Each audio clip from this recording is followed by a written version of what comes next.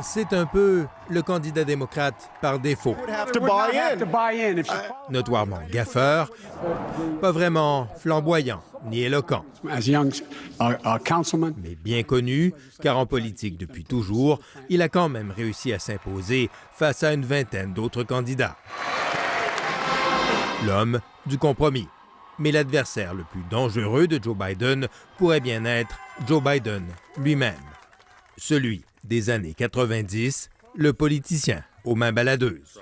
En plein mouvement MeToo l'année dernière, 8 femmes lui avaient reproché de les avoir rendus inconfortables en les serrant dans ses bras ou en leur faisant la bise. Mais Tara Reade va beaucoup plus loin. Cette ancienne assistante a porté plainte à la police le mois dernier. Elle accuse Joe Biden de lui avoir fait subir des attouchements il y a de cela 27 ans. Je me souviens de ses mains sur mon buste et sous ma jupe, dit-elle, et de ses doigts qui me pénétraient. Des allégations que le candidat démocrate nie en bloc. C'est faux, je le dis sans équivoque, affirme-t-il. Cela ne s'est jamais produit. Joe Biden assure n'avoir aucun souvenir de cet incident et soutient que si la présumée victime a porté plainte à l'époque, il n'y en a pas de trace. Une défense qui semble satisfaire pour le moment les ténors du Parti démocrate.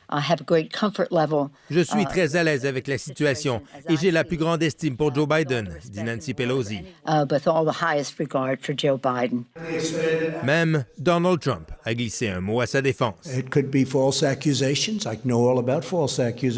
Cela peut être de fausses accusations, dit-il. Cela existe. J'ai moi-même été faussement accusé à de multiples reprises.